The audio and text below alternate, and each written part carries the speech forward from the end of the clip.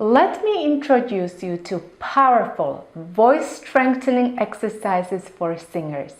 Improve vocal cord closure and vocal power, smooth transitions between registers, extend your vocal range, and learn how to sing without straining. Sounds good? Let's start.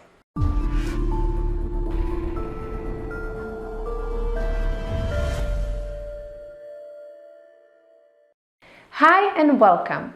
If we haven't met yet, I am Katarina, speech-language pathologist from How to Improve Singing, and here on this channel I share tips on how to use your voice in a healthy and efficient way.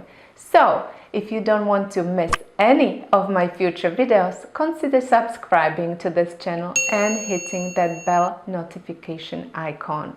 So, you want to know how to strengthen vocal cords without straining? You may be surprised what I am going to tell you in this video. The voice exercises to strengthen vocal cords are, drumroll please, straw exercises. Have you heard about straw exercises? If not, no problem. I am going to give you some basic information so that you can start improving your voice today. Straw exercises or straw phonation have many benefits for a singing voice. Here are some examples. Straw exercises are excellent vocal cord closure exercises, so you may use them to eliminate unwanted breathiness. Straw exercises encourage legato or smooth singing because they require a steady airflow.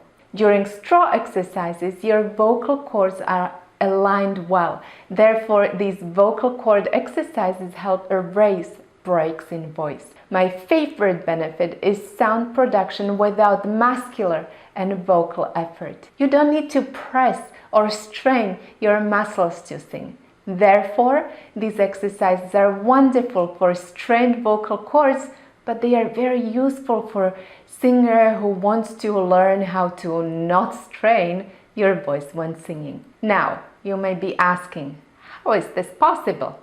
Well, here is a short answer. Straw exercises are so-called SOVT exercises or semi-occluded vocal tract exercises. These are exercises during which there is a partial closure or narrowing in the vocal tract. When you produce sounds with an open mouth without narrowing, the vocal cords have to resist the pressure that is created below them. But if you create narrowing in the vocal tract, in the case of straw exercises, the narrowing is at the lips. Back pressure is created. This back pressure above the vocal cords then encourages better vocal cord position and vocal cord closure. Sounds complicated? But it really is not. If you push too much air through the vocal cords, two things can happen. The vocal cords either cannot resist the pressure and they leak air and you will sound breathy, or the vocal cords resist this pressure by tightening, which results in pressed phonation and vocal strain. So straw exercises are a great tool for singers who use either too much or too little air when singing. So, what do you need for this exercise? A straw or several straws of different width. I would encourage you to use fully biodegradable, environment-friendly straws made of paper, straw, or bamboo. Or you can also use reusable straws made of metal, glass, or silicone. I also saw singers using bucatini pasta, which is spaghetti-like pasta with a hole running through the middle. I personally use straws made out of actual straw, and because they are completely natural, they already come with different width. If this is your first time doing straw exercises, then experiment with different width of straws. The smaller the diameter, the more challenging task, because the back pressure created by this thin straw will be larger. So pause this video and go and find yourself a straw. I'll wait right here.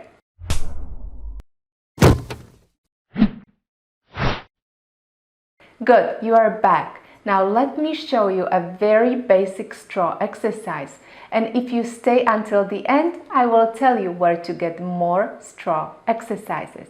Put the straw in your mouth and make a good seal with your lips around the straw. Don't let the air escape through the nose or mouth. And if you are not sure if air is escaping through your nose, you can plug it and vocalize in this way. Use the vowel oo when vocalizing during straw exercises. This vowel will encourage neutral position of the larynx, because the sound with a straw will never be as loud as the sound with an open mouth. Focus on the sensations. Where do you feel the vibrations? Can you hear and feel the airflow through the straw? How much air do you need? Can you feel the back pressure? How does it feel? Now, inhale through the nose and then phonate through the mouth and straw. Choose a pitch in your comfortable speaking range and sustain the sound. Notice that you will be using much less air than during vocal exercises with an open mouth. Put a hand in front of the straw and feel the air coming out. If you don't feel the air, you are cutting it off at the level of the vocal cords. Also make sure that the air is not escaping through the nose. If it does, pinch your nose and sustain the sound in this way.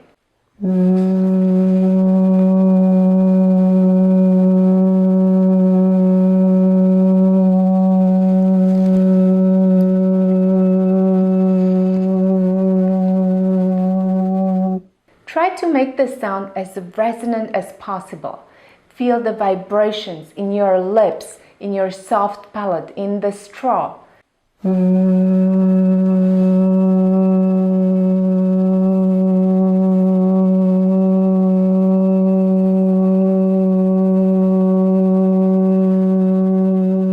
This is a very basic exercise, but you can use straws for phonating on any pitch, high or low, or for practicing scales and arpeggios.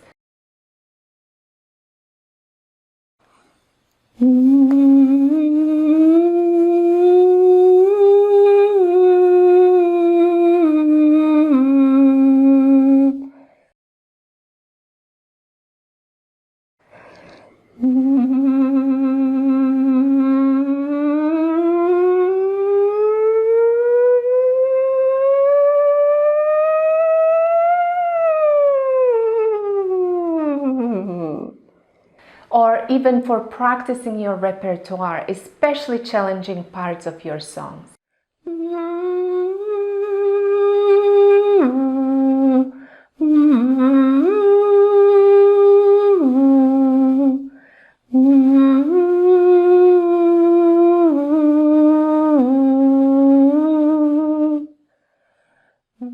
Now, if you want more straw exercises, click this link to learn more.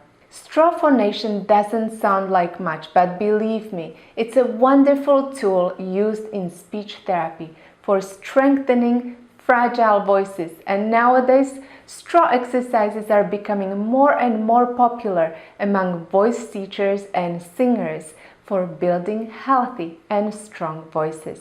And the reason is simple. They really work. And that is all for now. If you like this video, click the like button and share it with your friends. And of course, don't forget to check out my other videos right here below. I will see you soon.